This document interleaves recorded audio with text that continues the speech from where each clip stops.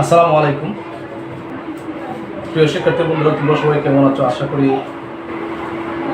ভালোই আছো। আমিও তোমাদের তো ভালো আছি।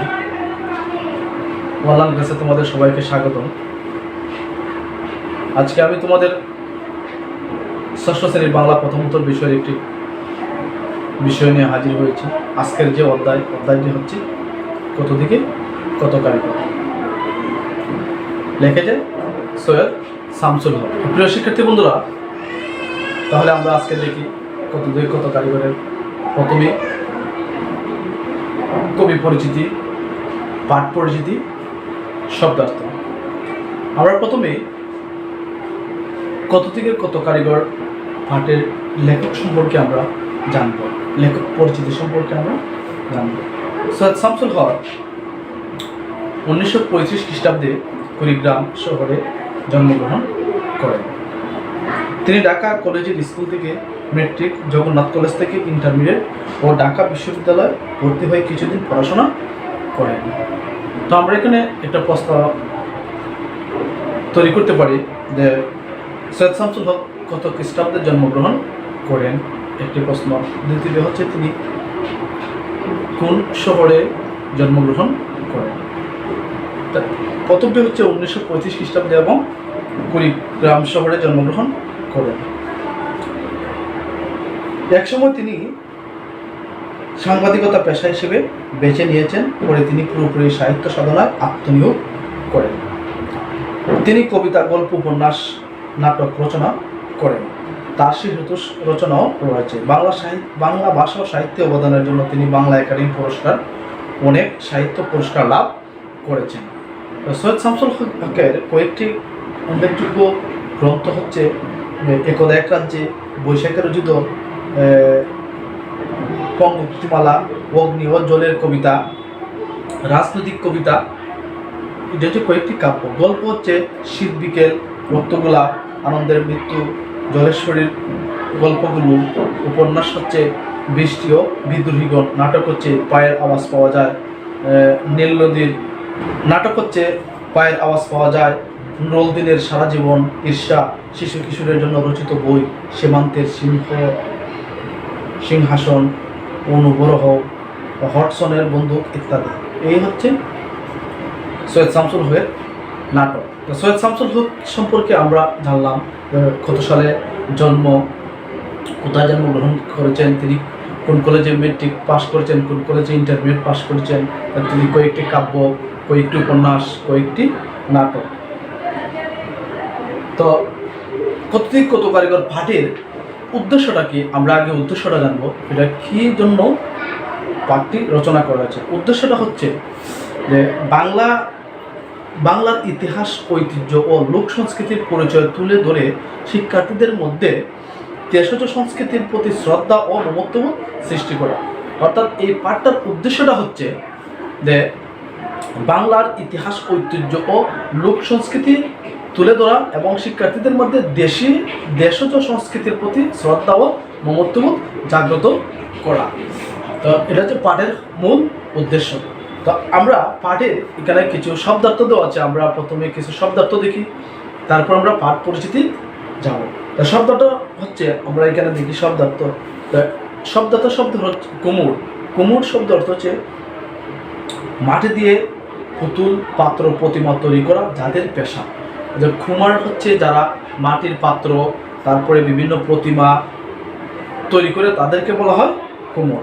সরা যে পাতিল ডাকার মাটির তৈরি ঢাকনা। অর্থাৎ আমরা সচরাচর বাড়িতে যে আমরা যে পাতিল ঢাকনা করি, যে এই ঢাকনাটা হচ্ছে মাটির তৈরি একটি ঢাকনা, এটাকে বলে আমরা সরা।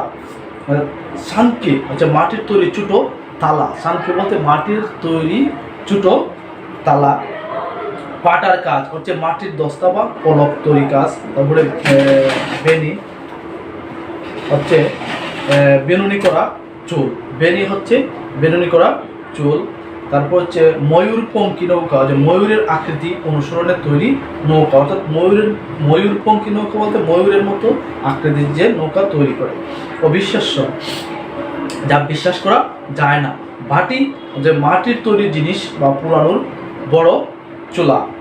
পাল মশাই হচ্ছে পাল মহাশয়, অর্থাৎ বাংলাদেশের মৃৎশিল্পীদের পদবী পাল। তারপর হচ্ছে সেনচুকে অর্থাৎ বাজ পাখির মতো তীক্ষ্ণ নজরে, ধামরা হচ্ছে সার বা অকুট অর্থে ব্যবহৃত,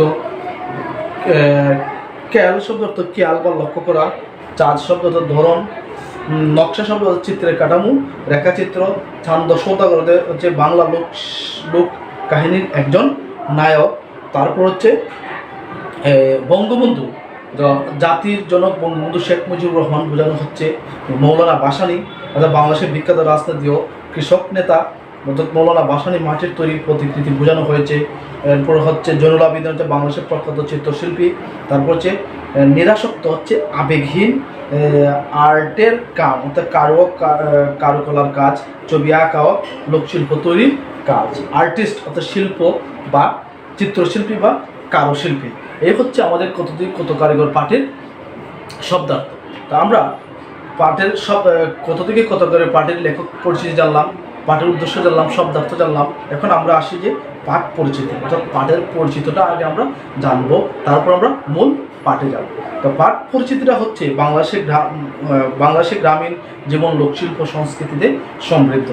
প্রাচীনকাল থেকেই এদেশে গ্রামে গ্রামে বিচিত্র লোকশিল্পের চর্চা হয়ে এসেছে। কাঠের, বাঁশের, বেতের, সুতার, পাটের এবং তামা দস্তার, লোহা, স্বর্ণের বিচিত্র শিল্পকর্ম এদেশের প্রতিটি গ্রামে বহুল প্রচলিত। এর মধ্যে মাটির গড়া শিল্প সর্বাধিক প্রসিদ্ধ। কত থেকে কত কারিগর শীর্ষক রচনা সৈয়দ শামসুল হক এই কারিগরদের শিল্পকর্মের পরিচয় তুলে ধরেছেন। এরা কুমোর হিসেবে পরিচিত।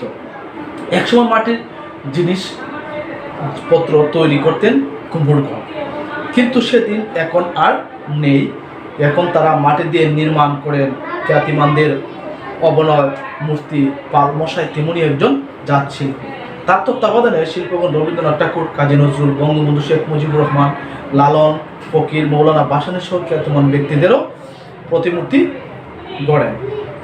শুধু তাই নয়, ইতিহাস ও ঐতিহ্য হিসেবে পরিচিত বিষয়ও তারা শিল্পকর্মের বিষয় হিসেবে বেছে নেন। সৈয়দ শামসুল হক এই গ্রামীণ শিল্পীদের নিষ্ঠা, সততা ও দক্ষতার পরিচয় তুলে ধরেছেন। তো প্রিয় শিক্ষার্থী বন্ধুরা, আজকের যে কত দিক কত করে পাঠের উদ্দেশ্যটা আমরা কি জানলাম, যে শিক্ষার্থীদের প্রাচীন ইতিহাস, ঐতিহ্য এবং দেশজ সংস্কৃতির প্রতি তাদের মমত্ববোধ জাগিয়ে তোলা।